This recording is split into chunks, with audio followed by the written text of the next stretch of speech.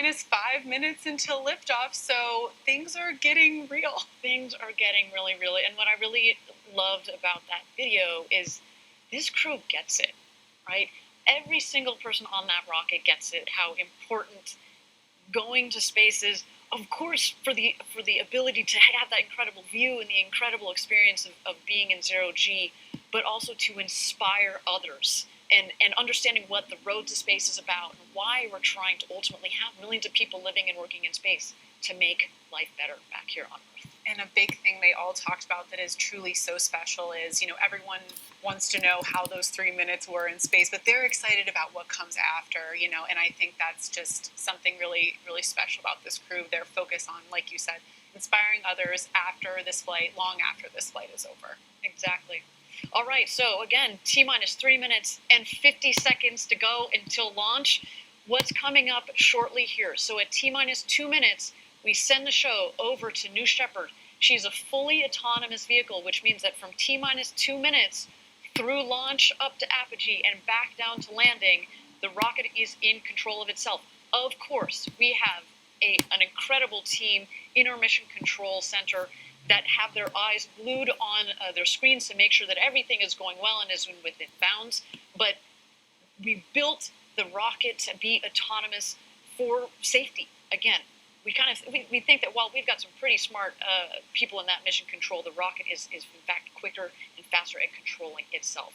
So what we're going to see here shortly, the rocket is going to go through what we call the bit checks, the built-in tests. At the base of the rocket, you see 3 of the 4 fins down there. Those are the aft fins. Those are going to move back and forth. We want to make sure that they've got full freedom of movement. Also, what you're going to see at the base of the rocket, you can kind of see, it's a little hard in this image, you're going to see the engine nozzle gimbal. The engine moves back and forth. It also helps with the directional capability of the rocket on ascent, but also especially on descent as it comes in to land on the landing pad just 2 miles north of where it's taken off from. And then, of course, you've seen throughout the morning the rocket venting. It's full of propellant at this point, but we want to make sure that we keep the propellant tanks within bounds, of course, of pressure and temperature. This morning, a little bit easier to do that versus our last flight, which was in the middle of July. It was warmer. It's actually a nice balmy morning here down in West Texas. But again, we've got our team who have their eyes on their computer screens, making sure that everything is within bounds. And there goes the gantry retracting at T-minus 2 minutes. Let's listen in.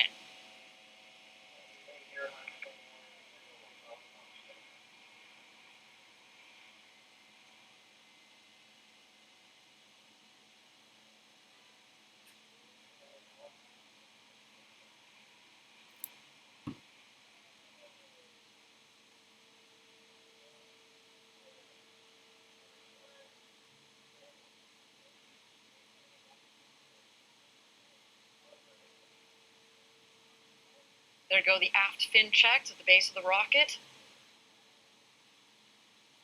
Our astronauts can feel that. They are sitting at the top of a 60-foot rocket, about 20 meters tall.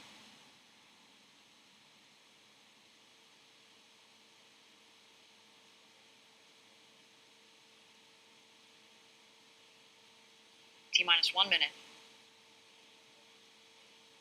And there you can just see slightly there the gimbaling engine at the base of the rocket.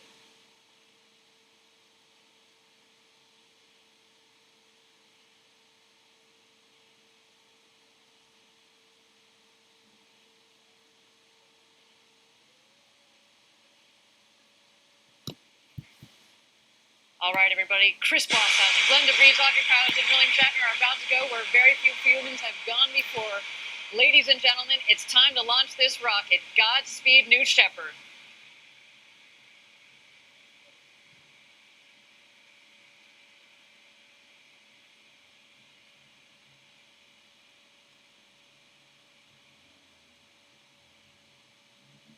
Minus 10, 9, 8, 7, 6, 5, 4. Command engine start. 2, 1.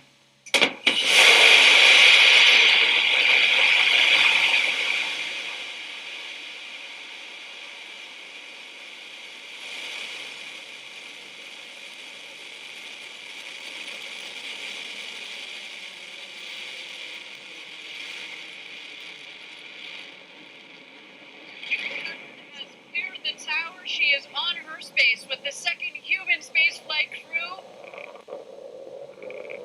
What a launch! We are on our way to Max Q, the first milestone here on his flight to space.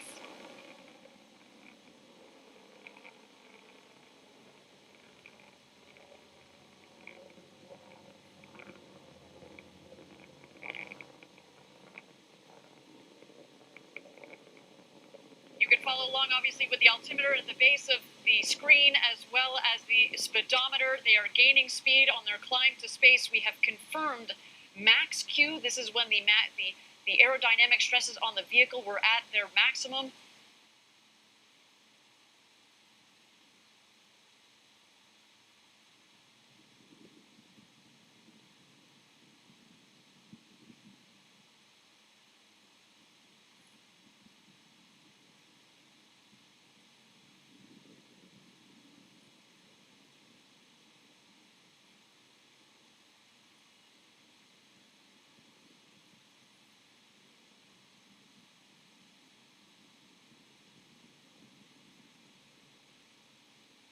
Thank you again, everybody, for joining us live for New Shepard's second human flight with Audrey Powers, William Shatner, our customers Glenn DeVries and Chris Bosshausen on board. They are well on their way to space.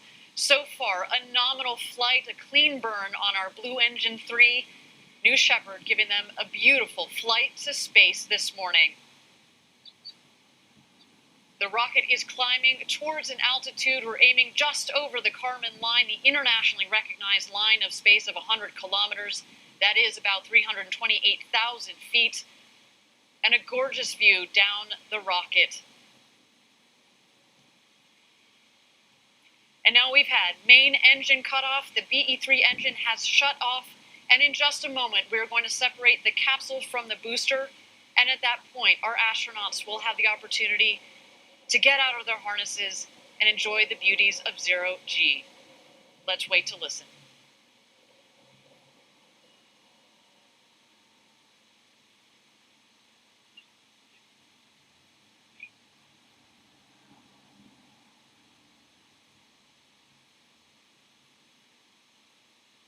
And there you can see a clean separation between the capsule and the booster.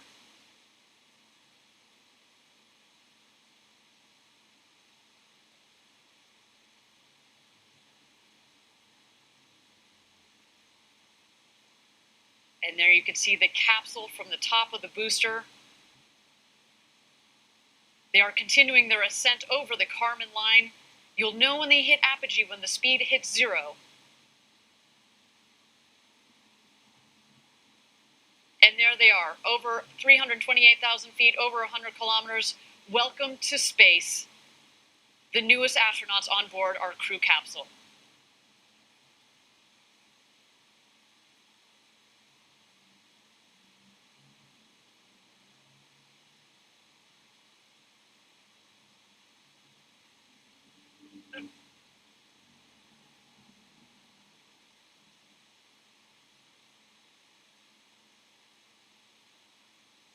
And there they are. They have just about hit their apogee at about 351,000 feet. And while we don't have apogee, I can just imagine Jackie, they're having the time of their lives.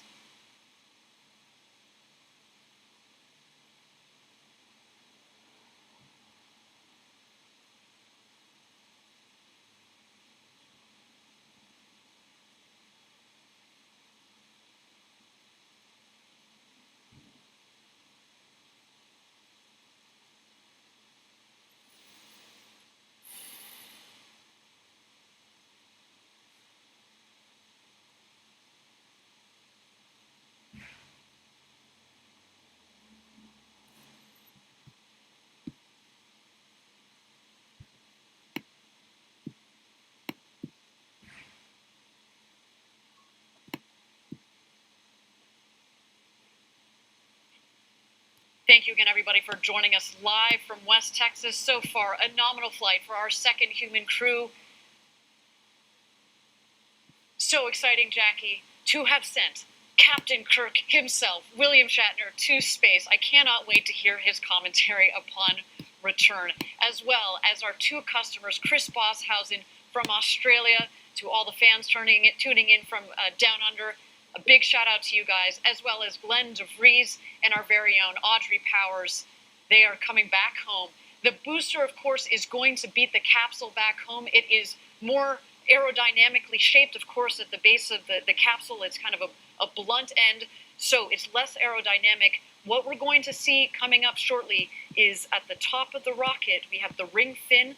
There's some what we call the pie fins that extend from the ring fin, as well as the drag brakes. The pie fins, the wedge fins, help stabilize the vehicle, like the feathers at the back of an arrow. And then you will also see the drag brakes. And as you mentioned, Jackie, it cuts the velocity dramatically. There you can see the wedge fins are out.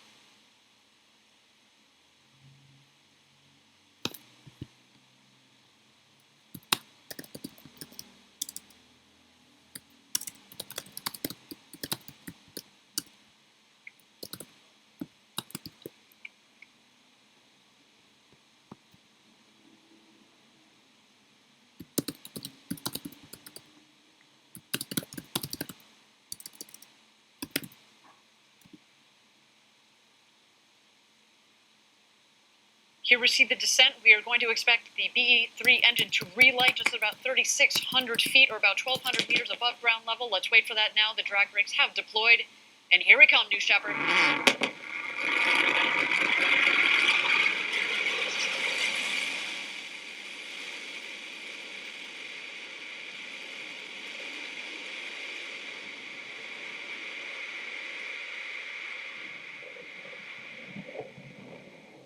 And touchdown. Welcome back, New Shepard. The 4th flight to space and back for that vehicle provided a beautiful flight to space for our 2nd human crew. Wow, that gets me every time we do this live down here in Texas. The sonic boom is so cool. Drag brakes are folding back in, as have the wedge fins. Just looks like you could fuel her up and go again. What do you think, Jackie? And even when you know to expect the sonic boom, it still catches you off guard every time. Talk about a rumble. A beautiful sight of our New Shepard rocket there in the West Texas desert. But of course, the show is not over. The capsule is descending. We are waiting for first the drogue chutes to deploy. Those are very much like the guide parachutes. They will subsequently be followed by the main parachutes that will first reef and then fully inflate. And there go the drogue parachutes.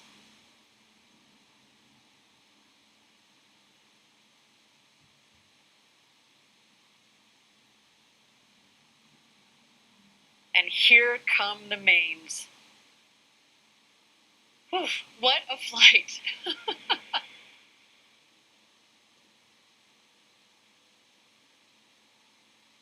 You can already start to hear the cheers from outside our stage here in West Texas.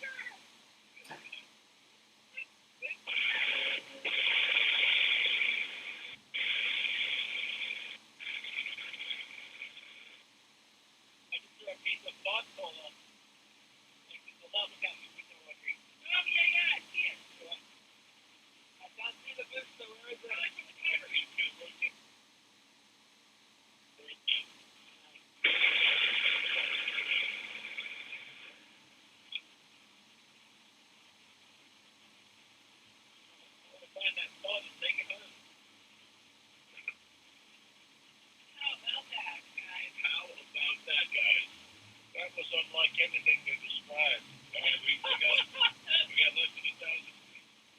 Right?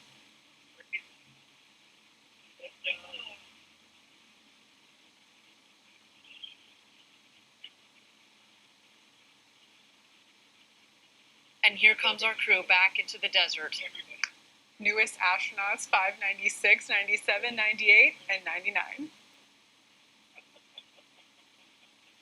That's unlike anything that's ever been. Stand by touchdown. Stand by touchdown. Stand by touchdown.